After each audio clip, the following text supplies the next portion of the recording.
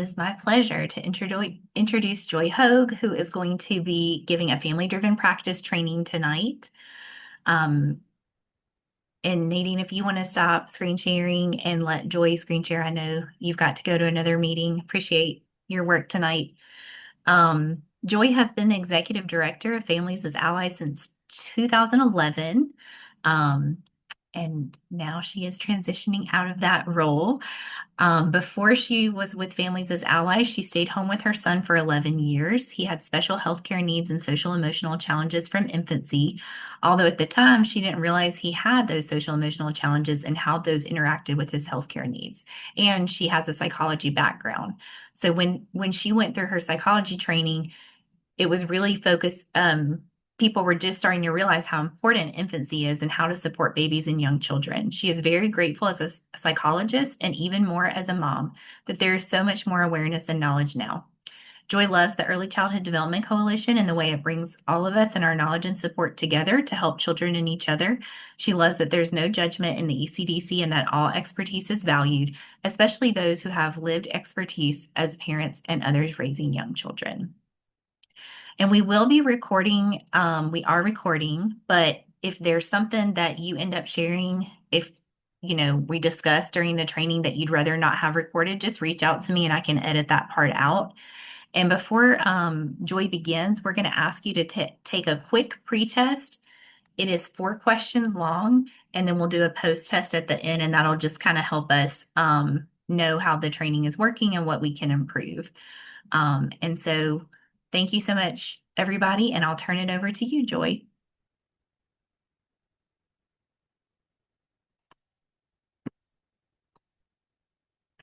You're muted.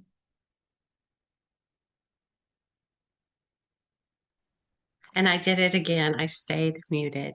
Want to give everyone just a minute to do the pre-test. And thank you, Callie. And I really appreciate y'all um, inviting me to do this. It always means a lot when people who know you still invite you to speak. That means a lot. And I appreciate it. And I hope this will be really meaningful.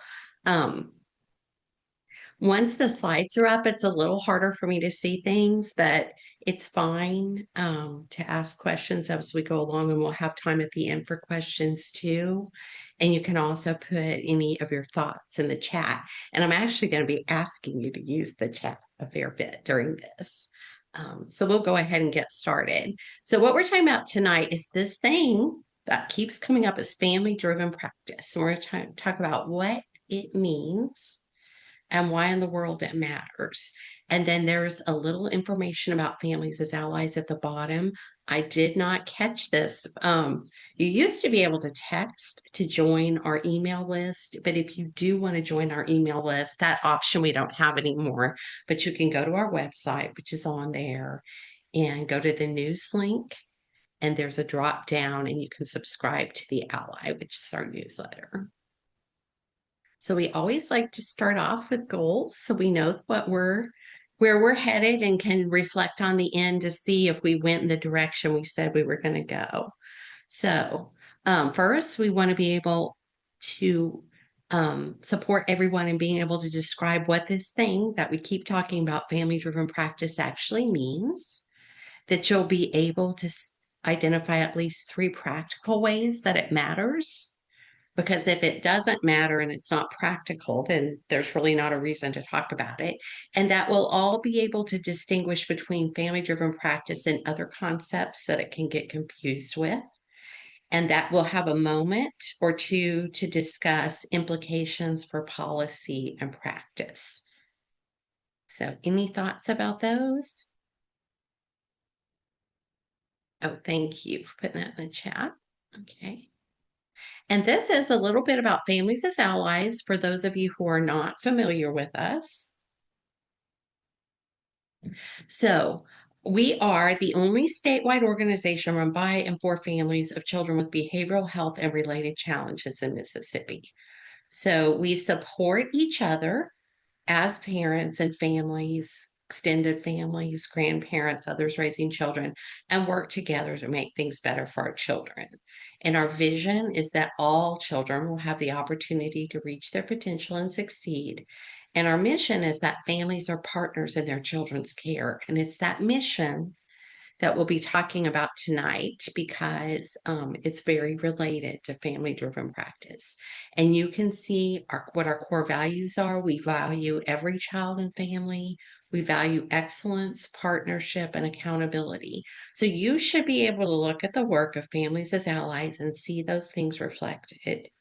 And we want you to tell us if that's not the case. And I know I have always felt that way. Um, as the executive director. And I know Terrence Hibbert, who has come in as the new executive director, shares that. And those are also values that we seek in the systems that serve our children. So we partner with them and encourage those values. These are our core beliefs about families, and these are all related to family driven practice that families, not us, know their children better than anyone else does. Families are their children's strongest advocates, and that systems should follow laws and policies about families and children's rights. Now, you know that every good presentation is going to have some sort of icebreaker. So we're going to start with that. And this may be kind of a cruel icebreaker given the time that we're doing this. It's either going to be a very easy one or else it's going to make you really hungry if you haven't eaten yet. And what I'd like you to do, and some of you have done this before, but we'll do it again together, is I want you, so we can all get to know each other a little better, is to put in the chat what your favorite restaurant is and what kind of food you like to get from there, your favorite dish to get from there. Because almost everybody has a favorite. So, your favorite food at your favorite restaurant.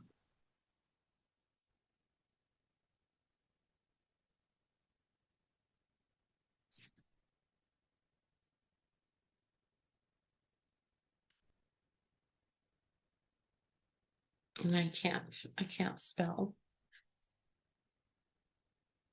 Okay.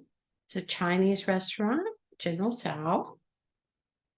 Oh, LV seafood. I'm with you, Joanne. Juicy crab, Amerigo tiramisu, seafood bag, Flavors Indian Restaurant in Starkville. Ooh, Massaman curry. We have to go on a road trip.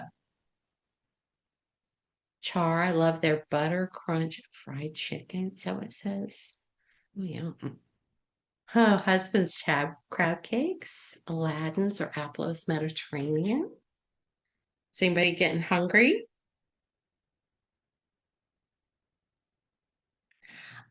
What is the name of that? I can't think of it. It's in Highland Village and they have Thai food. Tut tut boom. Oh, Chesterfield debris fries. Ooh, that sounds good.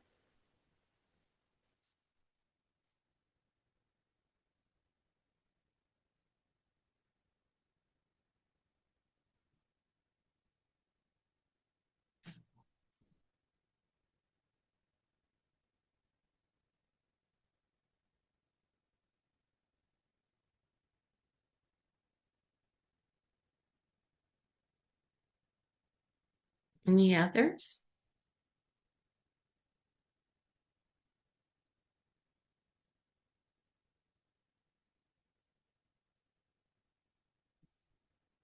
Oh, and I like yours. We've got a couple home cooks, Malcolm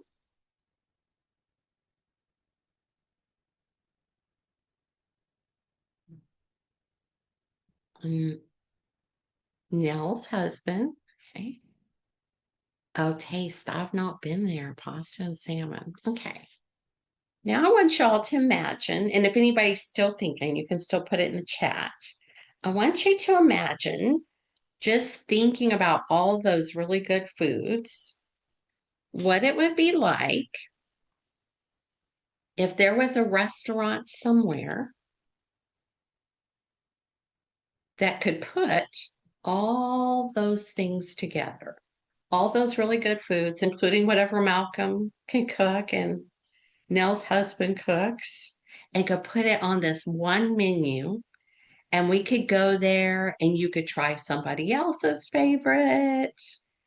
You could get your own favorite. You could get a taste of someone's taste, you know, just try everything we've talked about. How many people think that sounds like a good restaurant? Does that sound pretty good to everyone? Lots of variety, lots of favorites. Would I have any takers on wanting to go there if we did a group trip?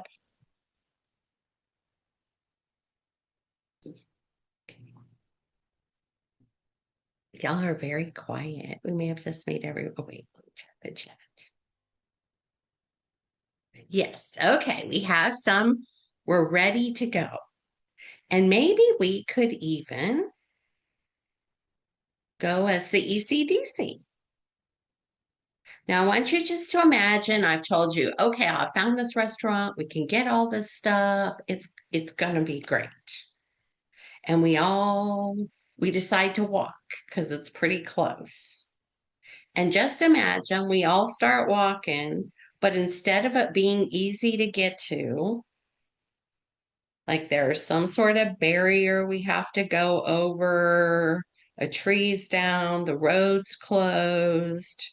It's not easy to get to when you put it in your GPS. It doesn't come up the right way. It leads you somewhere else. Would anybody start feeling a little less excited about us all going out to dinner together? Even if we get to eat whatever Malcolm's gonna make for us? Anybody feeling a little discouraged?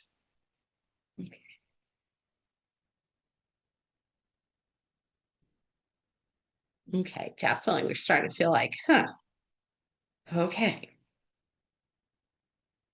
all right.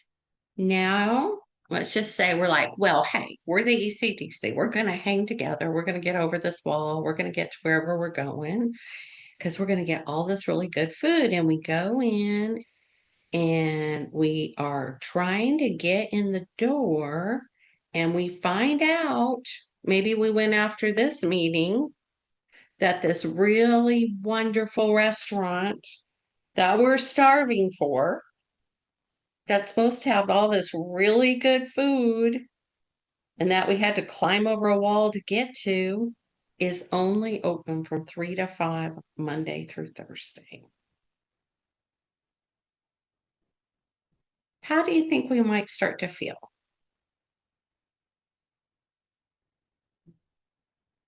Any thoughts? And you can either put it in the chat or unmute.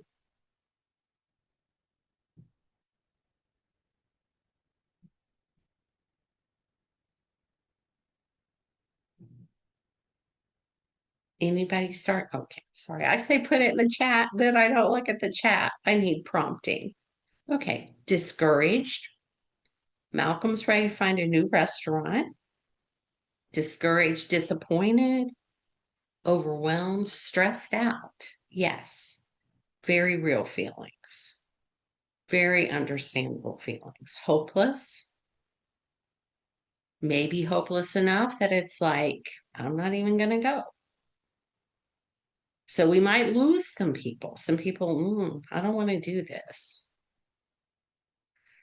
Let's just think maybe there's a small group of us that says, okay, even though it didn't work to go tonight, this still sounds like it's going to be really good. So a smaller group that's still hanging in there decides to go next week, really early, one afternoon or one evening, so they can go. And they're thinking, all right, we still should get some pretty good food. Now imagine you're in that small group and you get there, and instead of this menu, you get this menu. Now, what might people be feeling then if they've hung in this long and then these are their options? And you can either unmute or put it in the chat. What kind of things would you be thinking if that happened to you? What would you be feeling?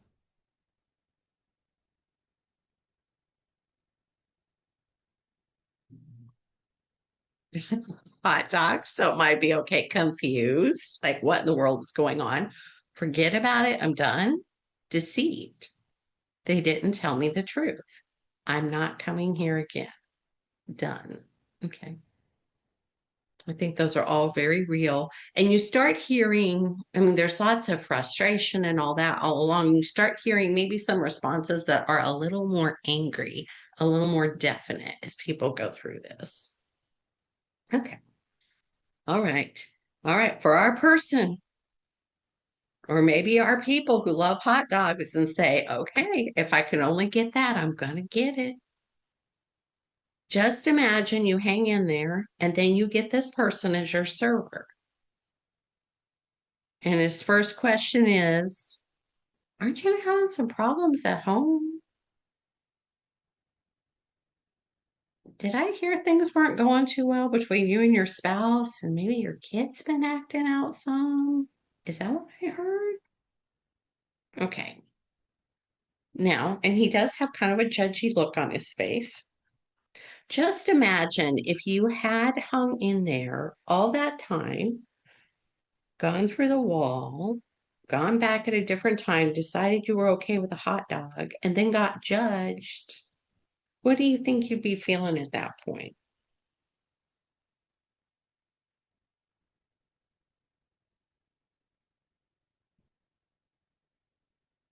Any thoughts in addition to the ones that have been in the chat?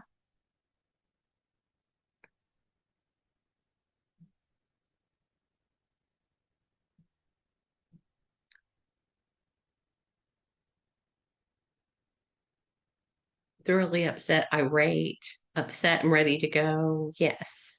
Usually at this point, people are just completely angry and they're done. Okay. All right. Now you may be, I'm not there. Okay. All right. So I want you to think about, we've just talked about what can happen with a really bad restaurant experience, and you can probably see where we're going with this. What happens at a really good restaurant instead of what we just described? How is a good restaurant different? And you can put your thoughts in the chat or you can unmute.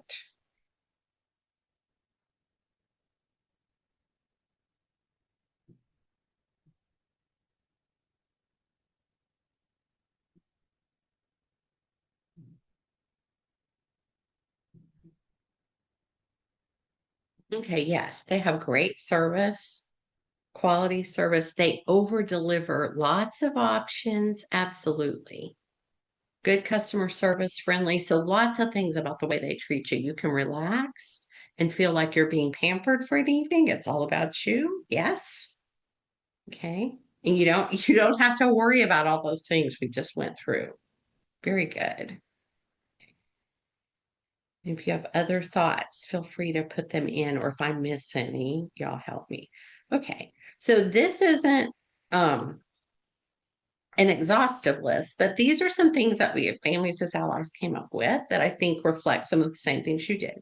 It has what you're looking for, even with what you're looking for changes. All of you said your favorite dish. That doesn't mean that every single time you have to get that. You may want something different. It's easy to get to, it doesn't have that wall around it. Maybe even at a place you already go to. Like if there's a Nukes right by where you go to the grocery store or whatever. You can just easily get your food. It's there for you at the times you want it. None of this going at between 3 and 5 in the afternoon. The employees are genuinely interested in what you want and realize you could go somewhere else. It's focused on you having a positive experience. Someone expressed that very well in the chat. It asks you to evaluate their service. We've all gotten those little cards, and it offers different options for getting what it provides to you. You might go there and get it, they might deliver it, you might pick it up. I think during COVID, we even saw things where chefs would post their recipes. Okay. So lots of different ways.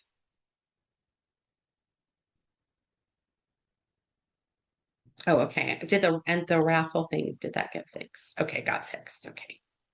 All right. So, any other thoughts about the qualities of a good restaurant that we haven't said either in chat or in here?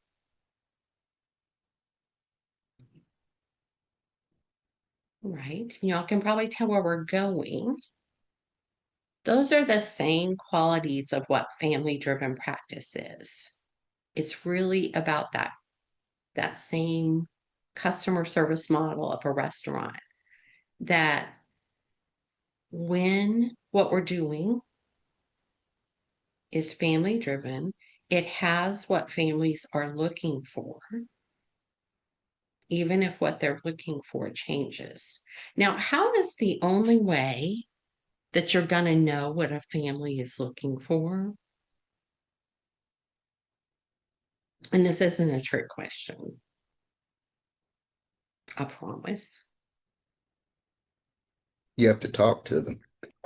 Right. And you have to ask them, what do you want? What are you looking for? And sometimes we start with, this is what I can give you. But starting with, what are you looking for? What do you want? And you may or may not be able to offer that thing. You may be able to support them in finding it, but that's the only way to know. And then we can start building a system that has those things. That's not to say we may not already have a lot of those things, but it has what families are looking for, even if it changes. And that's probably one of the most fundamental things about family driven practice is it's based on what that family is saying. This is where I want to end up with my child.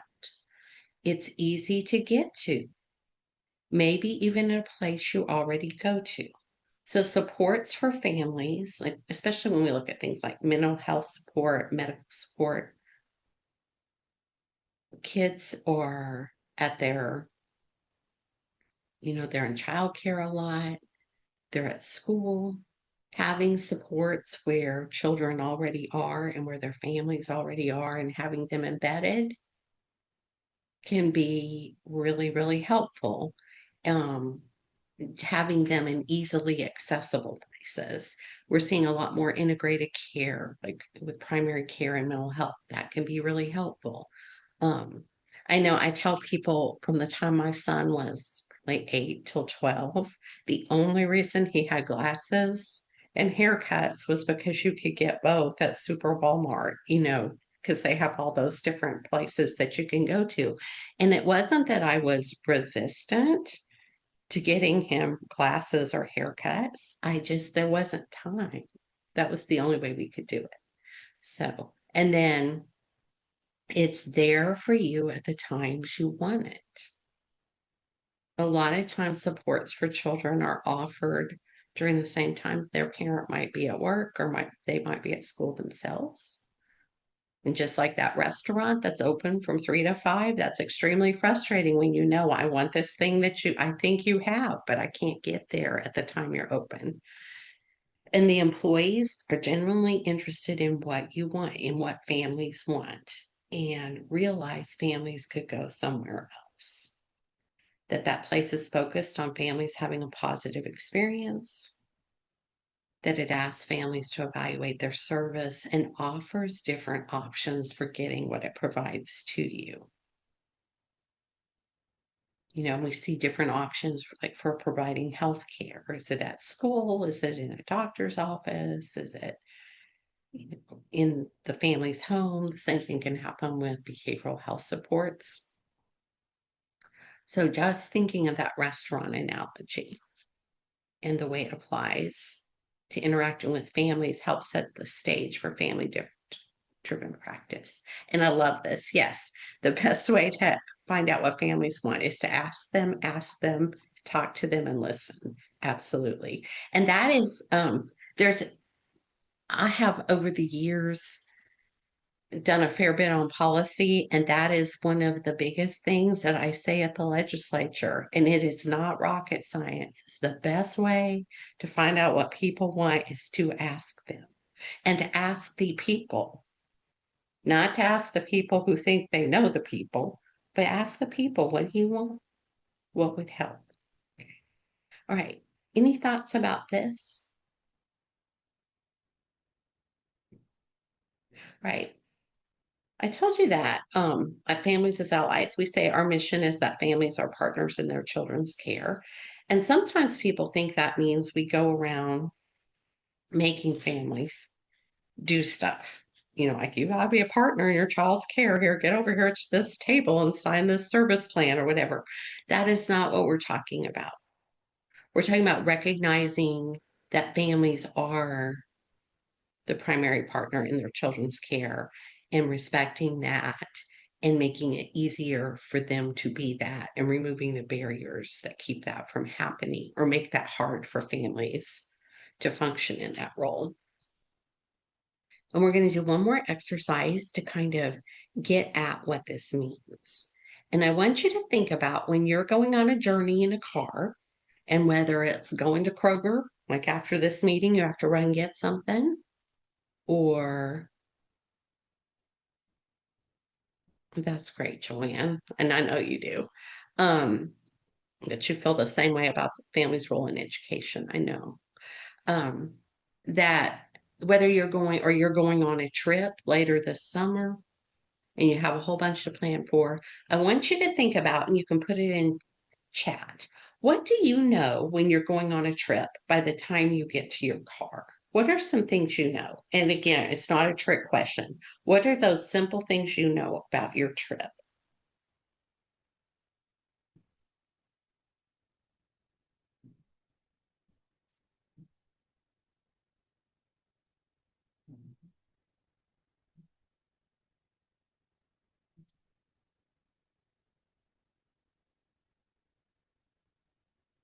Where you're going, exactly.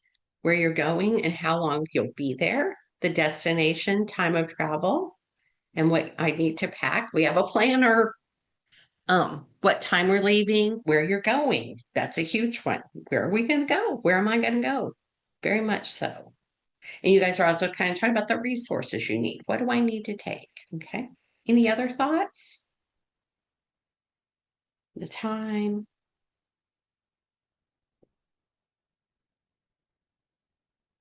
what we need for the kids in the car to keep them entertained so they won't drive you bonkers. Yes. So again, a resource. And that's also assuming like you're taking your kids with you. So you know some things about who you want in the car with you. Any others? This probably isn't as common. If we need to stop for gas, like what do we need? Do we need to make some stops, or do we need to get in there and just plow on through and get to where we're going?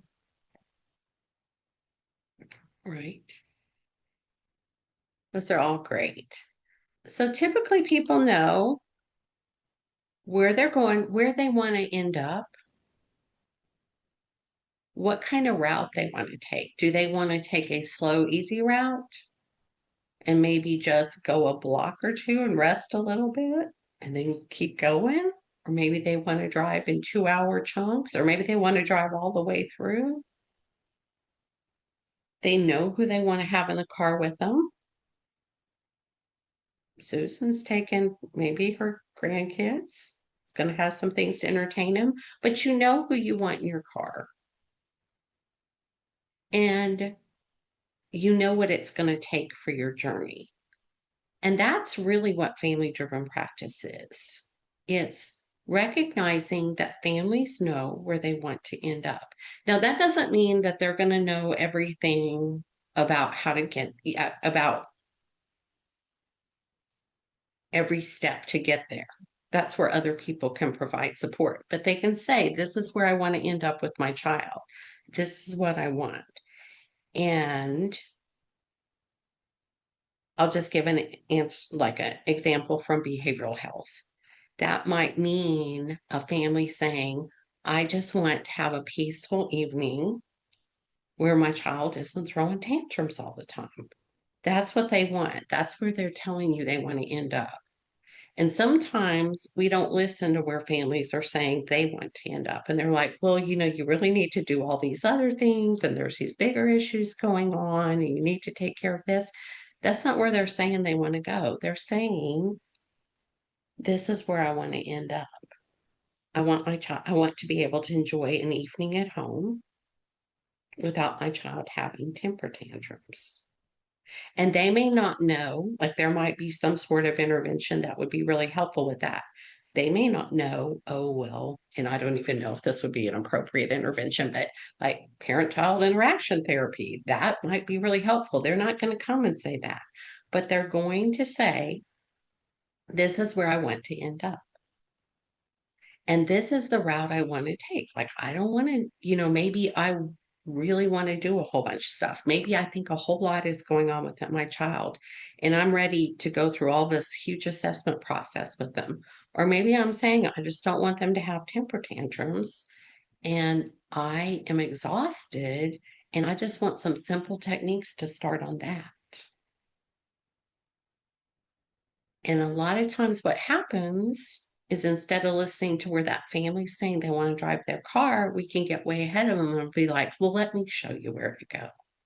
But family driven practice is really respecting where that family wants to drive their car and listening to where they want to end up with their child, what kind of route they want to take as far as the resources they feel like they need, the kind of support they want, and what kind of journey they want that to be. Do they want it to just be a few simple steps? Are they ready for more?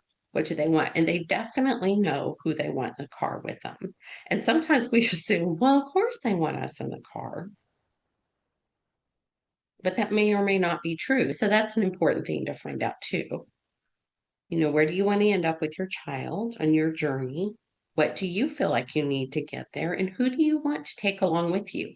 And when you think about a time in your life where you had something big going on and you wanted something like some support with it, and I don't want you to tell me what it is, but I want you to just stop and think for a minute.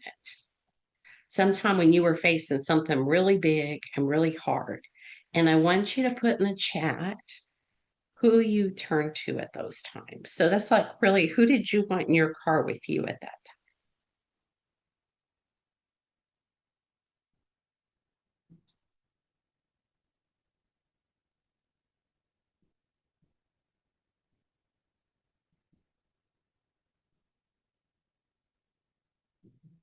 And you don't have to put their actual name, but the kind of person you wanted in your car. Okay, sisters, best friend. Who's your best friend? My mom, God. Okay. Spouse, best friend, therapist. Okay. And almost always, I've been doing this exercise for a long time, and people will say one of the three F's: their family, their friends, or their faith. Either the entity itself that they have faith in. Someone say God. Sometimes people will say like my minister. And then sometimes people will say a therapist, but it's almost always those three F's. So when you're thinking about supporting families and who they want in their car, it may be more important to help them have those informal folks in the car with them that they want and who are going to be in their lives. Yes, God, spouse, friend, therapist. There we go. Um, okay. So we've talked about a lot of stuff, but we've really defined family driven practice. And this you saw earlier, and we'll repeat it, that this is the nationally accepted definition, that it means families have primary decision making role. So it's not a decision making role. It should be the primary decision making role in the care of their own children, as well as the policies and procedures governing care for all children in their community, state, tribe, territory, and nation. So they're the primary decision maker, not just for their own child, but also the policies, procedures governing care for all children. And that's one thing I've really liked about this coalition is there's a real commitment to families being part of every committee, every decision, because that's what family driven means.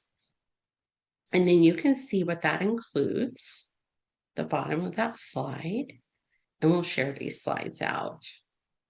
But setting goals, designing, implementing, and evaluating programs, monitoring outcomes, and partnering in funding decisions.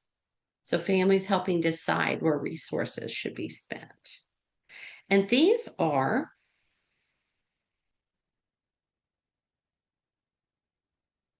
oh yes, all of this is in the toolkit. This is definitely in the toolkit. Thank you, Kelly. Um, and these are those guiding principles and values that we talked about. And this first one can be really is well, they're all important, but this can be really helpful. Families and youth share and have access to accurate, understandable, and complete information necessary to set goals and to make informed decisions. So you're finding out what that family wants. You're listening to them. You're finding out who they want in their car, what kind of route they want to take, where they want to end up. And then you're also sharing what you bring and your expertise. So, like we talked about before, it's not just going, yeah, yeah, yeah, yeah, okay, okay. And then you're also able to bring what you have to offer. Now, there may be times where those things might seem different. And you might be saying, okay, I hear you saying, and we talk about this in the toolkit, that you want to end up here. This is what I can offer.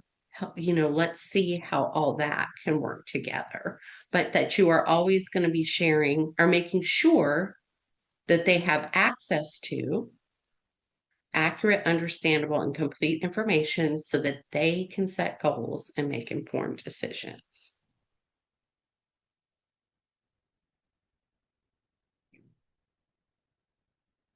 Okay, and there's the link to the toolkit.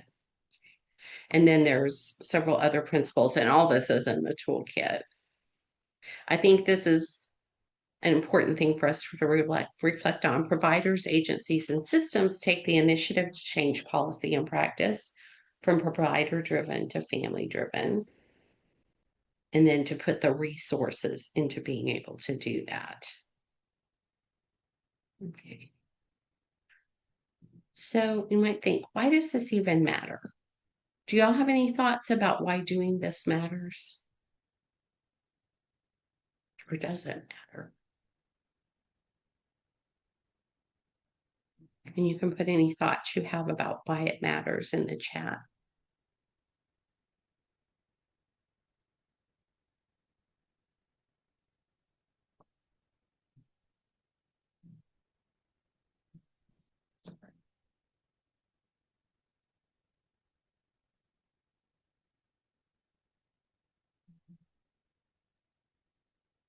Okay. Here are just some thoughts on why it matters. It results in improved outcomes for families, better outcomes. It shows respect for sure. Makes the family feel like they're part of the process. Absolutely. Okay.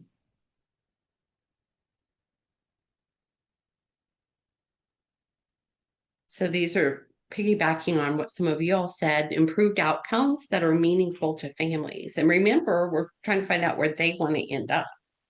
So if someone wants their child's tantrums to decrease, them decreasing is the outcome. Better use of provider skills and resources. That you're not beating your head up against the wall trying to get people to do things that maybe you think they should do, but they're not maybe wanting to do. But really, in that partnership, that you're able to use your expertise in a way that is more helpful and ends up in better outcomes. And it's more efficient use of funding.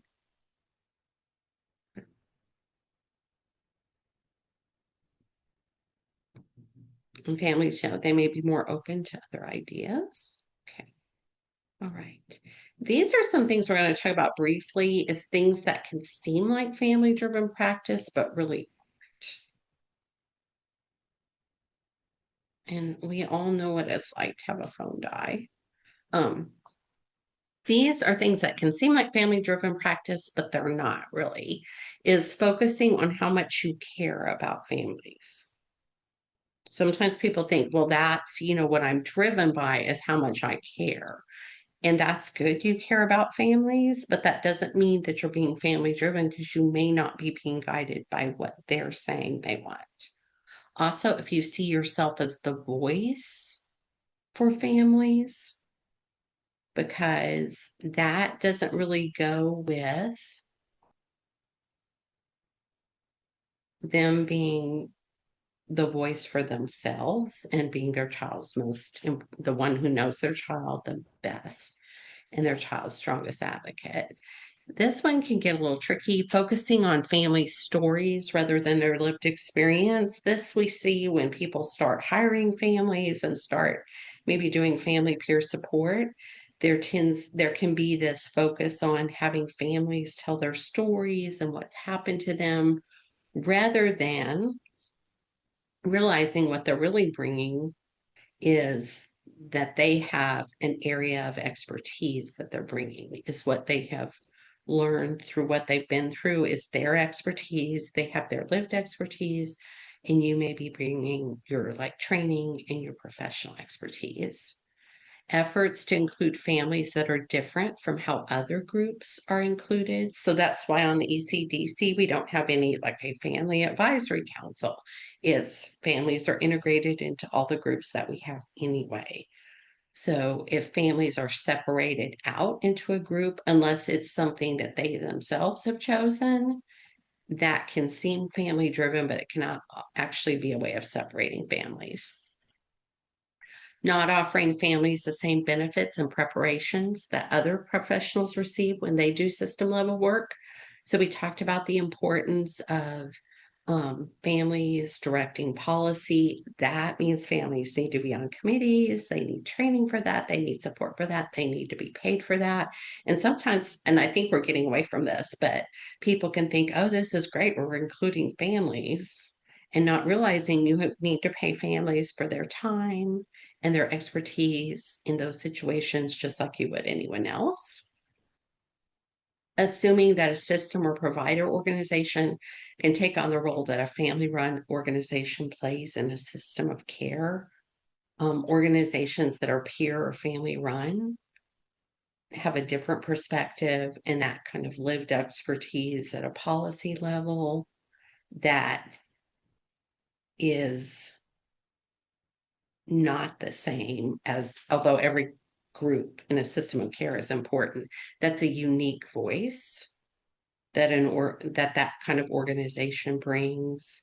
And sometimes people think, oh well, if we just hire a couple families, we don't need to look at this broader picture and the way all these different parts need to work together. I'm watching our time a little bit because I don't want to go over on you all. We have kind of quickly touched on some of these. Do you all have any thoughts or additional comments about any of these or questions or anything you didn't disagree or you didn't agree with? Okay. And then I just want to pause for a minute and let you all reflect on, and this may just be something you want to do inside your head, but any implications when you think about being family driven, not just with individual families, but in your organization and making sure that policies and that type of thing are um, informed by families and driven by families. Does that give you any thoughts for different ways to do things in the practices that you have every day?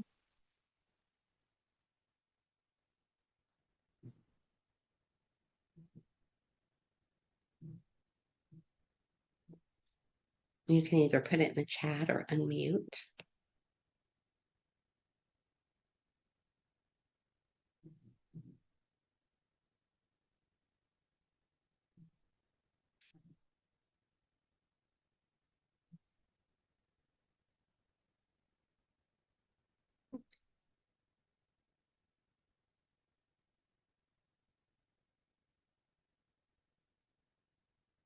All right. We'll let y'all reflect on that. Some things to think about, just like at your organization, are you doing anything yet with including families on committees? Are you, like, when you're hiring people, having the families that you work with, maybe they can help with sit in on interviews and help give a feel, for how those applicants are.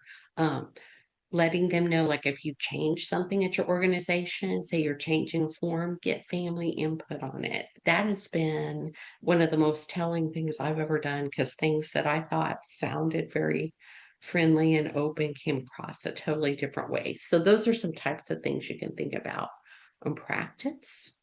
Then we also have implications for policy. um, there are some things going on right now. I'll give y'all just one example. There are some changes. There'll probably be changes to Medicaid just because of budget constraints, or there could be. Um, I think one thing that has happened with Medicaid is there's now committees, and they're both meeting tomorrow. That one is a beneficiary advisory committee that, or council, that informs Medicaid policy. That might be a committee that, as there are changes to, or proposed changes, if there are any to Medicaid, that can be really important to make sure that families know about that council that's made up of beneficiaries. There's also a Medicaid advisory committee. It has a public comment peer or public comments at every meeting. That's a place where families can come and give input. So that's just one practical example right now. Keeping families informed and letting them they know they can make comments. That is, and I see Karina made that comment. I am so proud of you, Karina. You were right. Letting families know when they can make public comments on different policies that are proposed in the state, that can make a huge difference. Going to legislative committee meetings and just sitting in and observing them.